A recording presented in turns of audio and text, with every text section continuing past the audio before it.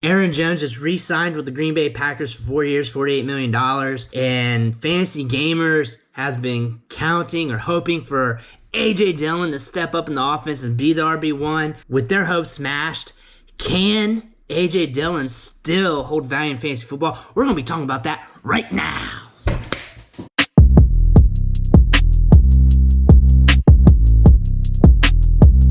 What's going on, guys? This is Bruce Matson, your host of the show, Metric Scout Fantasy Football, where we talk about all things fantasy football. Dynasty, Davy, Redraft, DFS, maybe some Campus to Canton action. Whatever it is, I got it. And if you're into that, if that's what you need, if you need more fantasy, hit that subscribe button, ring the bell, get your fill. Got all kinds of videos and archives. Check them out. But right now, I'm going to be talking about A.J. Dillon. Of course, Aaron Jones re-signs with the Packers. Big deal, big money deal. The Packers, from a team-building standpoint, were not ready to take on his contract, really. They didn't have much cap left. They need to build at wide receiver, if anything. And it looked like, going into the offseason, that A.J. Dillon could have been the guy. A lot of people were not predicting them to re-sign Aaron Jones. And then, surprisingly, to a lot of people, they did. They re-signed him 4 year, $48 million. However, he has the potential out in 2 years due to the dead cap. They could cut him then if he starts to decline. But we'll have to see then. It's tough to speculate that far in advance. We're here to talk about A.J. Dillon. A lot of people spent first-round rookie picks trying to acquire him, and this bombshell hit them.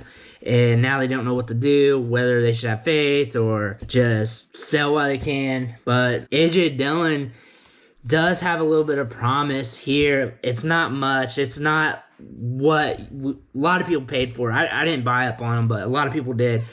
And you got to think, Jamal Williams had an 18% opportunity share over the last 3 seasons and a 35% share of the rushing attempts.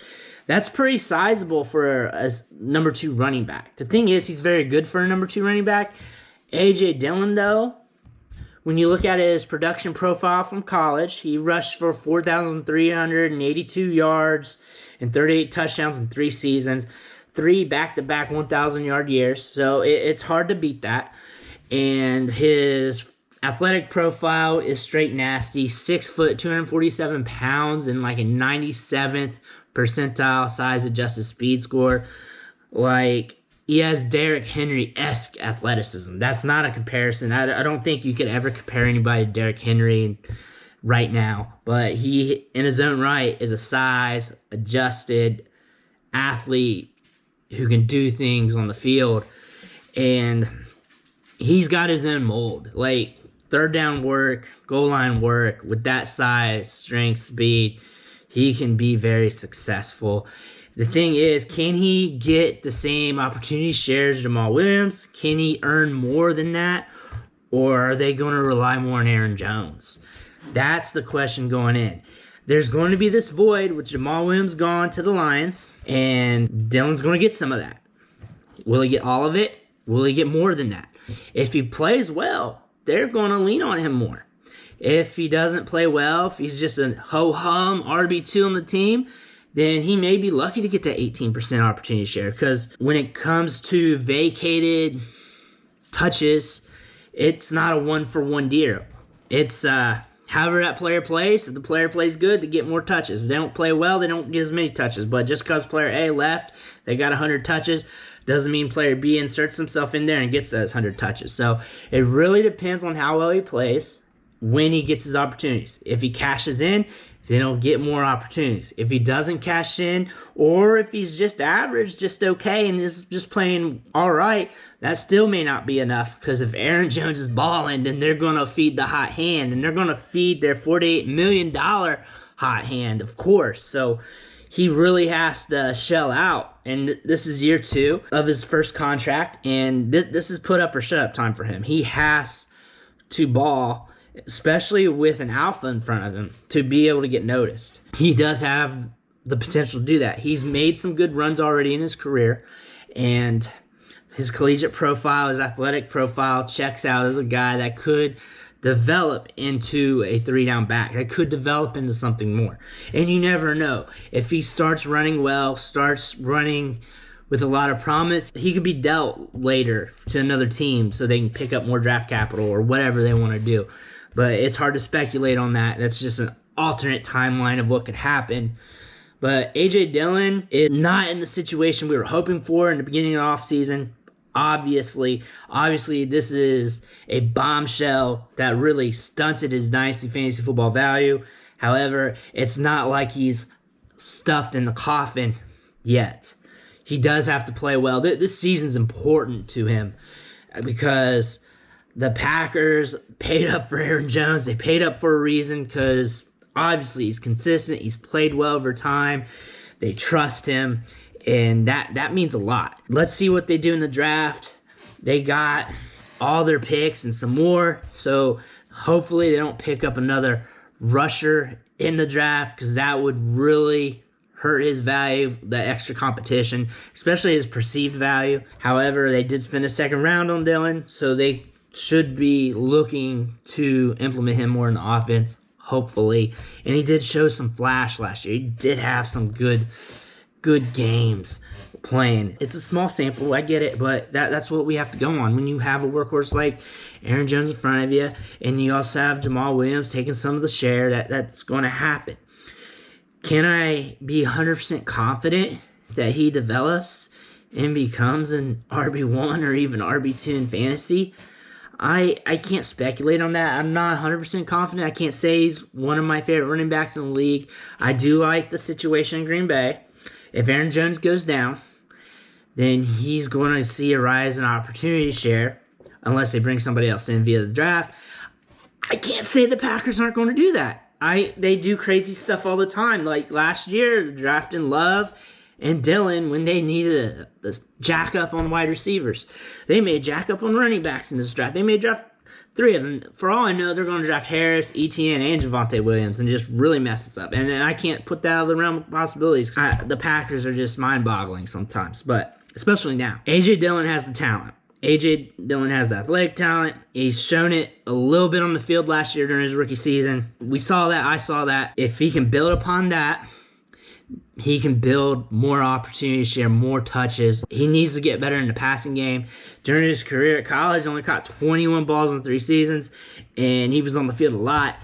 He needs to get better there for him to be able to get more touches, more workload.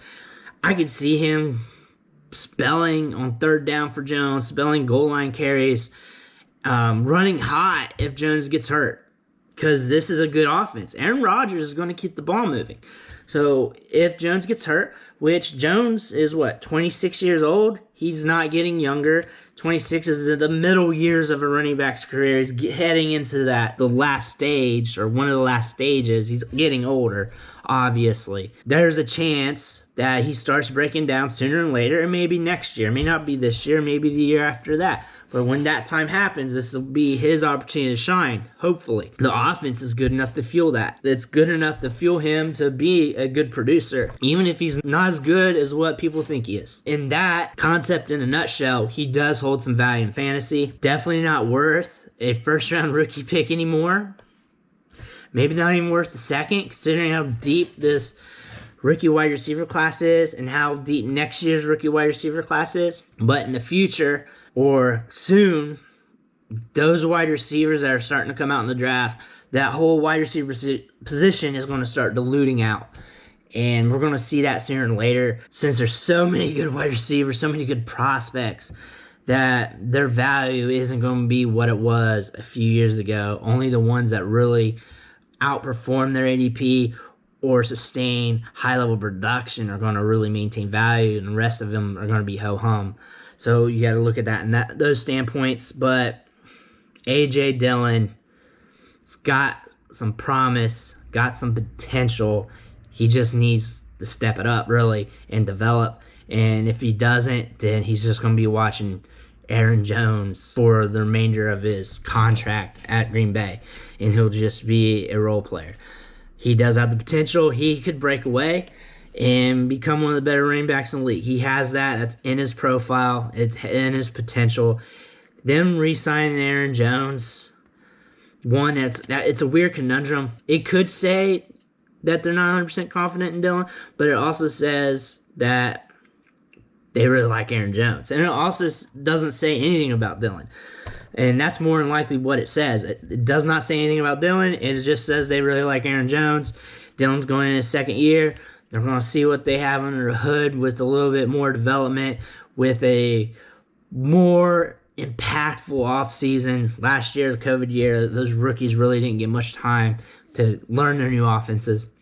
So we just got to wait and see how he develops. I consider him a hold at this point. You can see if you can buy him on the low where he can, but I figure a lot of his dynasty managers are hodling him. So you may be more likely to acquire Dillon as part of a bigger trade. That way, if that manager is looking for a bigger piece on your team and you're trying to make that deal, you may be able to get him as an added bonus or something. I wouldn't want to say as a side piece or whatever, but as a little added bonus for the deal to get it done if they really want that player. But A.J. Dillon still has some value. I would not be dropping him to 0. I know many people haven't, but he's definitely not a first-round rookie pick anymore. And it's going to be a long while, or until something happens to Aaron Jones, for that to happen. I want to thank you for watching the show, sticking along with me. If you made it this far and you haven't subscribed yet, what are you waiting for? Hit that subscribe button, ring the bell. Drop me something in the comments. If there's something you want me to hit on, and you've been watching these videos, and you just want to know what I think, drop it in the comments. If Devy, rookie, DFS, redraft, whatever, and I'll do a little video on it for sure. I'm all for my people. I'm all here for you guys. But thank you for watching, and I'll catch you next time.